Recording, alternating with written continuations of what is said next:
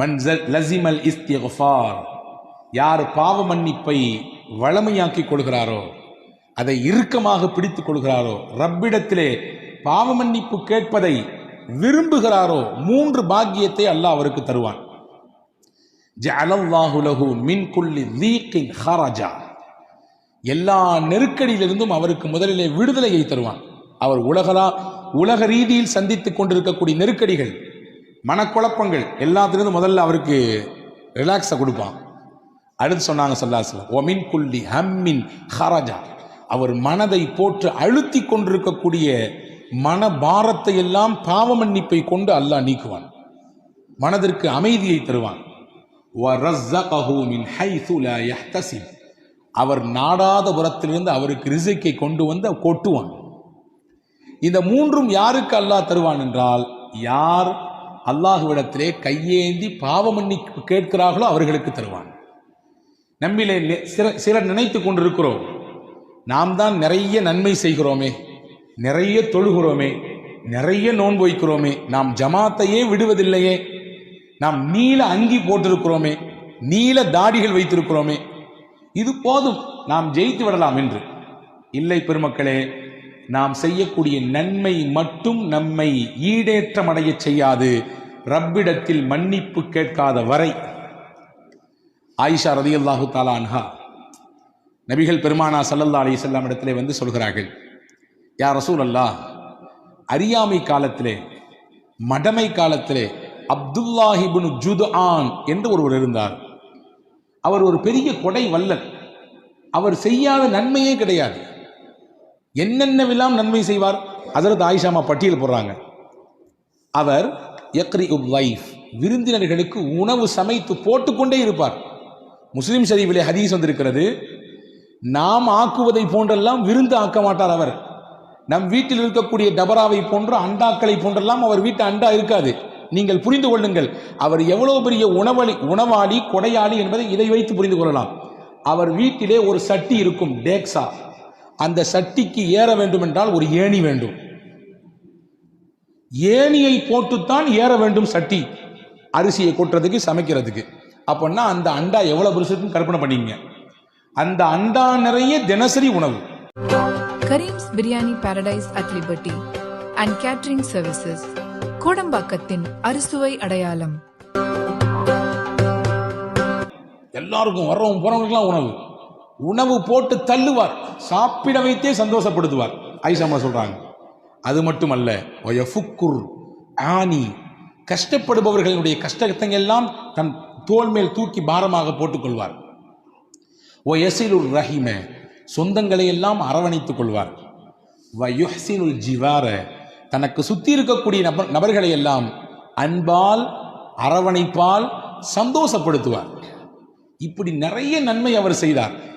நானே அவருடைய நன்மையை பார்த்து புகழ்ந்திருக்கிறேன் அப்படின்னு சொல்லிட்டு ஆயிஷாமா கேட்டாங்க, யா ரசூலல்லாஹ், ஃபஹல் யன்ஃபஉஹு ذلك, இவர் நன்மையின் பல வாசல்களை அடைந்து செய்திருக்கிறார், இவர் செய்த நன்மையெல்லாம் அவருக்கு பலனளிக்குமா? அறியாமையில் காலத்தில் செய்த நன்மைகள் இதுவெல்லாம் அவருக்கு பலனை கொடுக்குமா என்று கேட்டார்கள். ரசூலுல்லாஹ் சொன்னாங்க, லா, கொடுக்காதுன்றாங்க, எந்த புண்ணியமும் இல்லை, அவர் செய்த நன்மை எந்த பலனையும் தராது என்று சொல்லிவிட்டு காரணம் சொன்னார்கள். ஏன் அவர் செய்த நன்மை அவருக்கு நன்மையை அவருக்கு பலனை கொடுக்காது என்றால், லம் யகுல் யௌமன் கத்து வஃபி ரிவாயா மர்ரத்தன் கத்து, ஒரு நாள் கூட இல்லை, ஒரு தடவை கூட அவர் இறையிடத்திலே அல்லாஹும் மக்ஃபிர் லஹ், இறைவா என்னை மன்னித்து விடு என்று கேட்டதே கிடையாது. ஒரு நாள் கூட, ஒரு தடவை கூட என்னை மன்னித்து விடு என்று கேட்டதே இல்லை. மன்னிப்பு கேட்காததினாலே அவர் செய்த நன்மை எவ்வளவு பெரிதாக இருந்தாலும் சரிதான், எந்த புண்ணியமும் இல்லை. சம்பட்டியை கொண்டு அடித்ததை போன்று இருக்கிறது நமக்கெல்லாம். நாம் நினைத்துக் கொண்டிருக்கிறோம் நன்மைகள் போதும், நாம் செய்யக்கூடிய பிரம்மாண்டமான நன்மைகள் இது போதும், நம்மை காப்பாற்றிவிடும். போதாது, ரசூலுல்லாஹ் சொல்றாங்க, போதாது. உங்களை அறியாமலேயே உங்கள் காலத்திலே ஏதாவது தவறுகள் பாவங்கள் நிகழ்ந்திருக்கும். நீங்கள் கடந்த காலத்தை நினைத்து உங்கள் ரப்பிடத்திலே இறைவா மன்னிப்பை கொடு, தௌபாவை கொடு என்று கேட்கவில்லை என்றால் நாம் செய்த நல்ல அமல்களால் எந்த புண்ணியமும் இல்லை என்பதை இந்த ஹதீஸ் நமக்கு எடுத்து எம்புகிறது. எனவே அன்பு பெருமக்களே, மன்னிப்பு கேட்பதற்கான நாட்கள் இது. அல்லாஹ்விடத்திலே கண்ணீர் விடுவதற்கான நாட்கள் இது. அல்லாஹ்வின் சன்னிதானத்திலே நம்முடைய குற்றங்களை குறைகளை எடுத்து காட்டக்கூடிய நாட்கள் இது. வேறு யார்ட்டையும் சொல்ல முடியாது, சொல்லவும் கூடாது. செய்த பாவத்தை சொல்லி பெருமைப்படக்கூடாது. பெருமைப்பட முடியுமா? நான் செய்த பாவத்தை உங்களிடத்திலே சொன்னால் காரி துப்புகிற சூழல் எல்லாம் ஏற்படும் இல்லையா? யாரிடத்திலும் சொல்ல முடியாது. ஆனால் படைத்தவனிடத்திலே நான் சொல்லலாம். என்னை படைத்தவனிடத்திலே நான் என் குற்றங்களை சொல்லலாம். நான் பட்டியலிடலாம், இதெல்லாம் செய்தேன் இறைவா, எனக்கும் உனக்கும் மட்டும்தான் தெரியும். அந்த ராத்திரி, அந்த பகல், அந்த நாட்கள், என் வாலிப நாட்கள், என்னுடைய நல்ல சுகபோகமாக இருந்த நாட்கள், நான் ஓஹோ என்று வாழ்ந்த நாட்கள், அப்பெல்லாம் நடந்த பாவங்கள் இது இது என்று பட்டியலிட்டு அல்லாஹ்விடத்திலே மன்னிப்பு கேட்கக்கூடிய நாட்கள். இதை தவறவிட்டால், இந்த மன்னிப்பை நாம் இந்த ரமலானில் பெறவில்லை என்றால், என்னை விட நம்மை விட நஷ்டத்திற்குரியவர் உலகத்தில் யாரும் இல்லை. வியாபாரத்திலும் தொழிலும் நஷ்டம் அடைவது நஷ்டம் அல்ல, அது நஷ்டம் அல்ல. உலகத்தில் நஷ்டம் அடைவதுதான் நஷ்டம். ரமலானை அடைந்து இதிலே மன்னிப்பை பெறவில்லை என்றால் அதுதான் நஷ்டம். அந்த நஷ்டத்தை நாம் பெற்றுவிடக் கூடாது என்று பெருமானா ஸல்லல்லாஹு அலைஹி வஸல்லம் எச்சரிக்கிறார்கள். எனவேதான் நபிகள் சொன்னார்கள், இன்னி அஸ்தக்ஃபிருல்லாஹ், ஒவ்வொரு நாளும் நான் இஸ்திக்பார் செய்கிறேன். ரசூலுல்லாஹ் சொல்கிறார்கள், நான் ரப்பிடத்திலே பாவ மன்னிப்பு தருகிறேன். 70 தடவை அல்லாஹ்விடத்திலே அஸ்தக்ஃபிருல்லாஹ் அஸ்தக்ஃபிருல்லாஹ் அஸ்தக்ஃபிருல்லாஹ், இறைவா உன்னிடத்திலே பாவ மன்னிப்பு தருகிறேன், என்னை மன்னி என்னை மன்னி என்று நான் கேட்கிறேன் என்றார்கள் பெருமானார். நபிகள் கேட்க வேண்டிய அவசியம் என்ன? யக்ஃபிரு லக்கல்லாஹு மா தகத்தம மின் தம்பிக வ மா தஅக்கர், குர்ஆனின் வார்த்தை இது. உங்கள் முன்பின் பாவம் எல்லாம் மன்னிக்கப்பட்டவர்கள் நீங்கள், பாவமே இல்லாத பரிசுத்தவான் நீங்கள். அந்த பூமான் நபி ஸல்லல்லாஹு அலைஹி வஸல்லம் அவர்கள் ஒவ்வொரு நாளும் பாவ மன்னிப்பு கேட்டார்கள் என்றால், நாமெல்லாம் எம்மாத்திரம், நம் வாழ்க்கையே பாவத்தில் தான் உலர்ந்து கொண்டிருக்கிறது. அபூ ஹுரைரா ரலியல்லாஹு அன்ஹு சஹாபாக்கள் முதன்மையான சஹாபி, ஹதீதை அறிவித்ததிலே எக்கச்சக்கமான நபிமொழிகளை அறிவித்திருக்கிறார்கள். இன்னைக்கு நமக்கு கிடைக்கக்கூடிய ஹதீதுகளிலே பெரும்பாலும் கிடைத்தது அந்த வழித்தொடரிலே கடைசியில் நபிக்கு முன்னால் இருப்பது சையதுனா அபூ ஹுரைரா ரலியல்லாஹு அன்ஹு. அவங்க வரலாற்று எழுதுறாங்க, ஒரு நாளைக்கு 12,000 தடவை இஸ்திக்பார் செய்வாங்க. எத்தனைங்க? 12 இல்லை, 12,000 தடவை. நம்மால் ஒரு நாளைக்கு 100 தடவைக்கு மேலே செல்வதற்கு கூட கஷ்டம். அபூ ஹுரைரா ரலியல்லாஹு அன்ஹு என்ற மகத்தான சஹாபி ஒரு நாளைக்கு 12,000 முறை செய்திருக்கிறார்கள் என்றால், நீங்களும் நானும் எவ்வளவு தூரம் அல்லாஹ்விடத்திலே மன்னிப்பை கோர வேண்டும்? மன்னிப்புக்கான வழிகளை நிறைய மார்க்கம் சொல்லித் தருகிறது. இந்த காரியத்தை செய்தால் உங்களுக்கு மன்னிப்பு உண்டு. சமூக அக்கறையோடு சில நேரங்களிலே நாம் செயல்பட வேண்டும். அதுவே நம்முடைய பாவத்திற்கு மன்னிப்பாக பரிகாரமாக ஆகிவிடும். ஹதீஸிலே வந்திருக்கிறது. அலி இப்னு அபீ தாலிப் ரலியல்லாஹு அன்ஹு ஹதீஸை அறிவிப்பு செய்கிறாங்க. ரசூலுல்லாஹ் சொன்னாங்க, மன் கஸ்ஸல மையித்தன், எவர் ஒருவர் இறந்து போன ஒரு மையத்தை குளிப்பாட்டுகிறாரோ, சொல்லிட்டு சொன்னாங்க. அடுத்து இரண்டாவது, வக்கஃபனஹு, அந்த இறந்த மையத்துக்கு கஃனிடுகிறாரோ. மூணாவது சொன்னாங்க, வஹன்னகஹு, அந்த இறந்து போன மையத்திற்கு அத்தர் பூசுகிறாரோ. வஹமலஹு, இறந்த அந்த ஜனாசாவை தோளில் சுமந்து பள்ளிக்கு எடுத்துச் செல்கிறாரோ. வஸல்லா அலைஹி, அந்த ஜனாசாவின் இறுதி தொழுகையிலே பங்கெடுத்துக் கொள்கிறாரோ. 5 சொன்னாங்க ரசூலுல்லாஹ். எவர் மையத்தை குளிப்பாட்டுகிறாரோ, குளிப்பாட்டுதல் என்றால் நேரடியாக அல்லது அங்கே பக்கத்திலே ஒத்துழைப்பாக நிற்பது, பயப்பட தேவையில்லை, ஒதுங்கி நிற்க வேண்டிய அவசியம் இல்லை, யாரோ ஒருவர் வந்து செய்வார் என்று நாம் எதிர்பார்க்க வேண்டிய தேவையில்லை, களத்தில் நிற்பவர்கள் செய்யலாம். 2வது சொன்னாங்க கஃன் இடுதல், 3வது அத்தர் பூசுதல், 4வது தோளில் தூக்கி சுமந்து செல்லுதல், 5வது அந்த ஜனாசாவிலே பங்கெடுத்து தொழுதல். சொல்லிட்டு ஒரு செய்தி சொன்னாங்க, வலம் யுஃப்ஷ அலைஹி மா ரஆ, அந்த மையத்தின் எந்த குறையையும் அவர் வெளியே சொல்லாமல் விட்டுவிட்டார். சொல்லவே இல்லை. இருக்கலாம் சில சமயங்களிலே முதுகிலே புண் இருந்திருக்கலாம், பெரிய கீறல் இருக்கலாம், ஏதாவது சில பார்க்கக்கூடாத சில விஷயங்களை அந்த மையத்தின் உடம்பிலே பார்த்திருக்கலாம். எதையுமே அவர் வெளிக்காட்டவே இல்லை, கப் சிப்புன்னு இருந்தார்.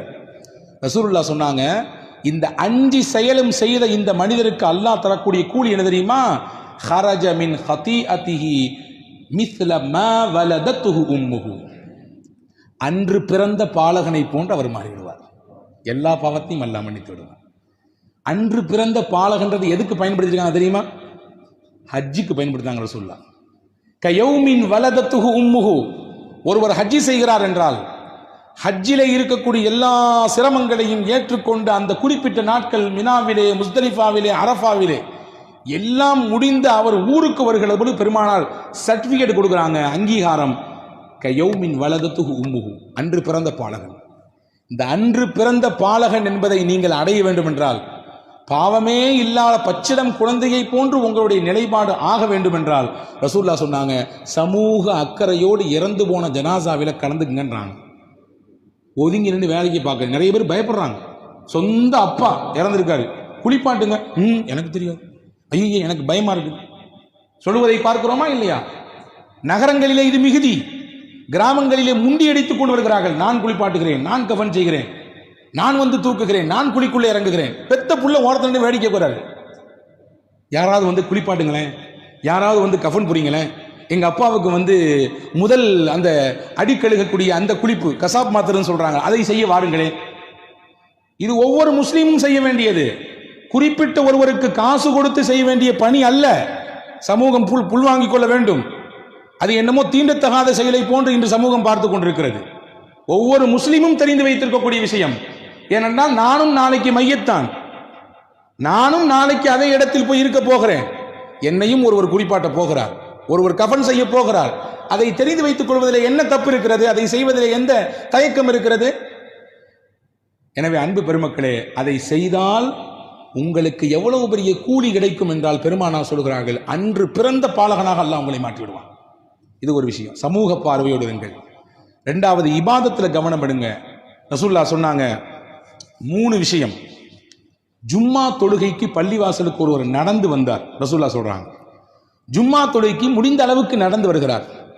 ரெண்டாவது சொன்னாங்க, வல் ஜுலூசு ஃபில் மசாஜிதி ஹல்ஃப ஸலா, தொழுது முடிச்ச பின்னாடி வேக வேகமா எஞ்சி போயிடாம அந்த தொழுத இடத்திலே கொஞ்ச நேரம் உட்கார்ந்து இருந்தார். எப்பண்டா இமாம் சாப் சலாம் கொடுப்பாரு எந்திரிச்சு போலான்னு என்பதுதான் இன்று நம்மிலே பலருடைய சிந்தனை. ரசூலுல்லாஹ் சொன்னாங்க, தொழுது முடிச்சுட்டு அந்த தொழுத இடத்திலே உட்கார்ந்துருக்கணும். எங்க நீங்க தொழுதீங்களோ அதே இடத்தில் அமர்ந்திருங்கள். 2. 3 சொன்னாங்க, வ இப்லாகுல் உதூஇ ஃபில் மகாரி, மனம் வெறுக்கும் நேரத்திலே ஒதுவ ஒருத்தர் பரிபூர்ணமா செஞ்சார். 3 விஷயம். ஜும்மாவுக்கு முடிந்த அளவுக்கு நடந்து வந்தார், தொழுத இடத்திலேயே அமர்ந்திருந்தார், ஒதுவை மனம் வெறுக்கும் சமயத்திலும் கூட பரிபூர்ணமாக செய்தார். ரசூலுல்லாஹ் சொன்னாங்க, இந்த 3ம் எவ்வளவு பெரிய பாக்கியம் தெரியுமா? தாலிக ஆஷ பி கைரின் வ மாத்த பி கைரின், இந்த 3ஐயும் அவர் தொடர்ச்சியாக பின்பற்றினால் நலவோடு வாழ்வார், இந்த உலகத்தை விட்டு மரணிக்கின்ற பொழுதும் நலவோடு மரணிப்பார். சொல்லிட்டு சொன்னாங்க, இந்த 3ஐயும் பின்பற்றக்கூடியவர் வக்கான மின் ஹதீஅதிஹி கயௌமின் வலதத்துஹு உம்முஹு, அன்று பிறந்த பாலகடை போன்று இருக்கிறார். பாவத்தை எல்லாம் அல்லாஹ் அழிச்சிடறான். அவர் செய்த பாவத்தை எல்லாம் அல்லாஹ் அழித்து விடுகிறான். அன்று பிறந்த பாலகனை போன்றாகிறார் என்றார்கள் பெருமானார் ஸல்லல்லாஹு அலைஹி வஸல்லம். இப்போ பாவத்தினுடைய அழிப்புக்கு நிறைய வழிகள் இருக்கிறது. அதையெல்லாம் தேடி தேடி செய்பவர்களாக நாம் இருக்க வேண்டும்.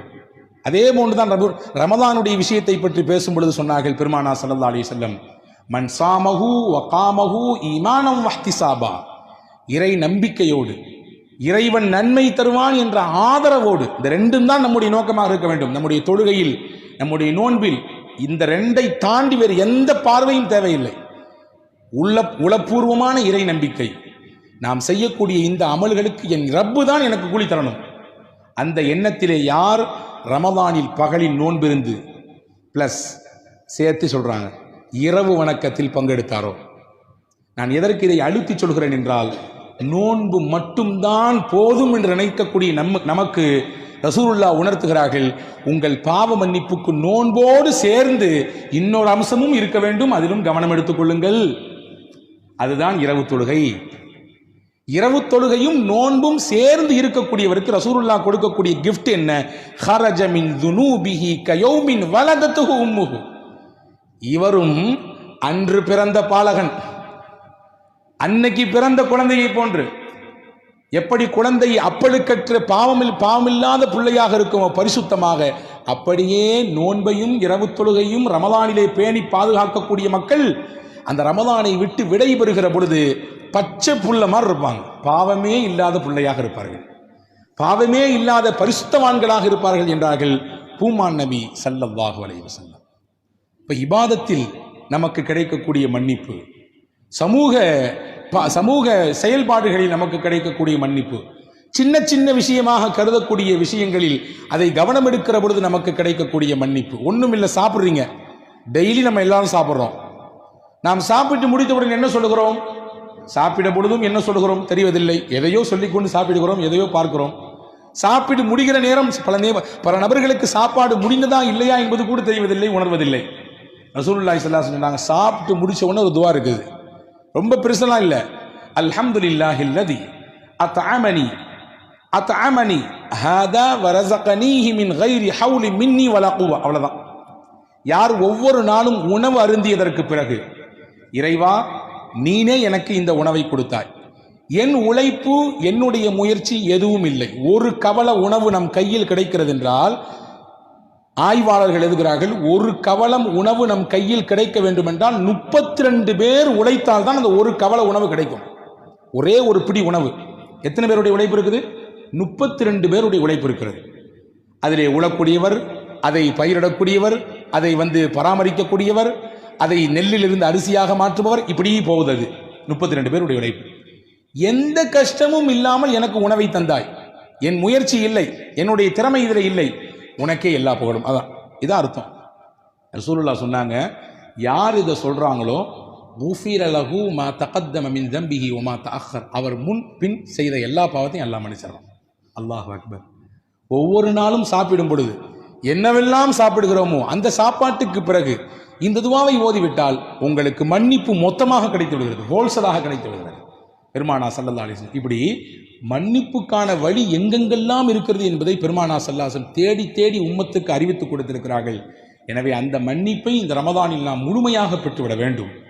ஒவ்வொரு நாளும் இந்த ரமதானிலே, குறிப்பாக இந்த 10 நாட்கள், நீங்கள் இரவினுடைய பிற்பகுதியிலே, குறிப்பாக தஹஜ்ஜுடைய சமயத்திலே அல்லாஹ்விடத்திலே இருகரமேந்தி துஆ செய்ய வேண்டும்.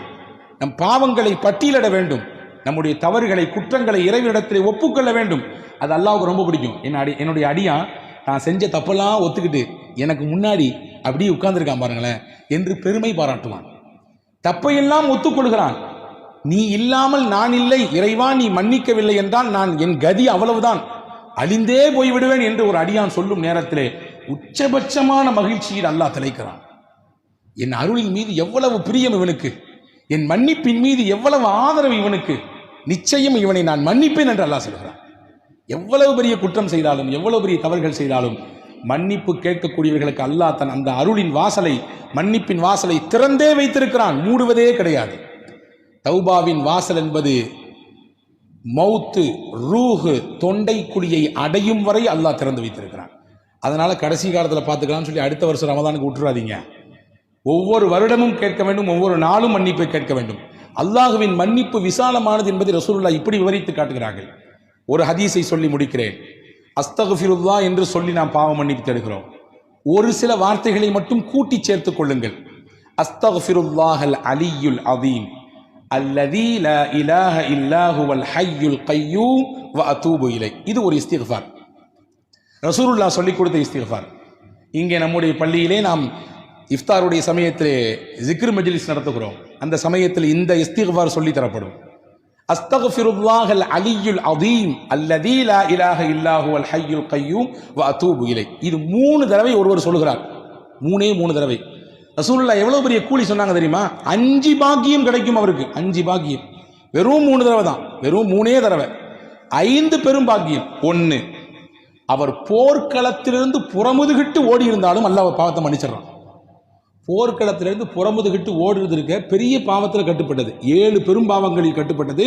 களத்துக்கு போயாச்சுன்னா பேக் அடிக்கக்கூடாது, பின்னால் வரக்கூடாது, நிற்கணும், வாழ்வோ சாவோ அந்த போர்க்களத்தில் நின்று எதிர்கொள்ள வேண்டும். ஆனால் ஒருத்தர் போர்க்களத்திலிருந்து புறமுதுகிட்டு ஓடிவிட்டார், அந்த பாவத்தையும் கூட அழிப்பதற்கு இந்த ஒரு இஸ்திக்ஃபார் போதும் நாங்கள் சொல்ல.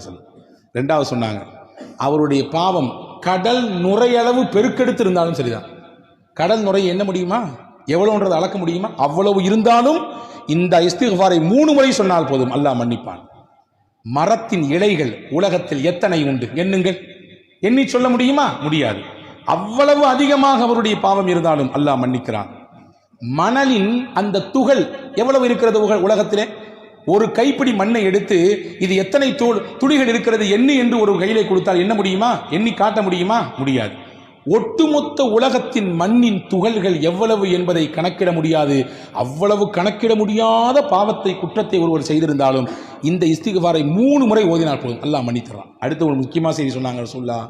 வாழ்நாள், உலகம் தோன்றிய நாளிலிருந்து உலக அழிவு நாள் வரை நாட்களின் எண்ணிக்கை எத்தனை?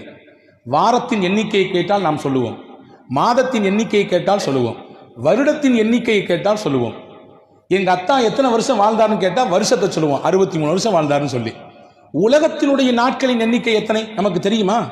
ஆதம் அலைஹிஸ்ஸலாம் தோன்றிய நாளிலிருந்து உலக முடிவு நாள் வரை எத்தனை நாட்கள் இருக்கிறது தெரியாது, எண்ண முடியாது, சாத்தியமில்லை.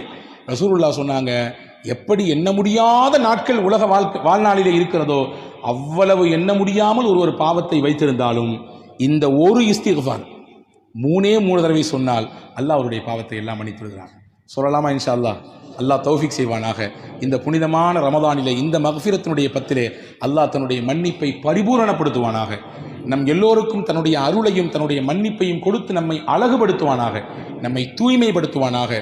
எப்படி தங்கத்தை உருக்குகிற பொழுது அழுக்கெல்லாம் வெளியே வருகிறதோ, இப்படி நாம் நோன்பிருந்து நாம் செய்யக்கூடிய இபாதத்தை கொண்டு நம்மிடத்தில் தேங்கியிருக்கக்கூடிய பாவம் என்ற அழுக்கை எல்லாம் அல்லாஹ் நீக்கி விடுவானாக.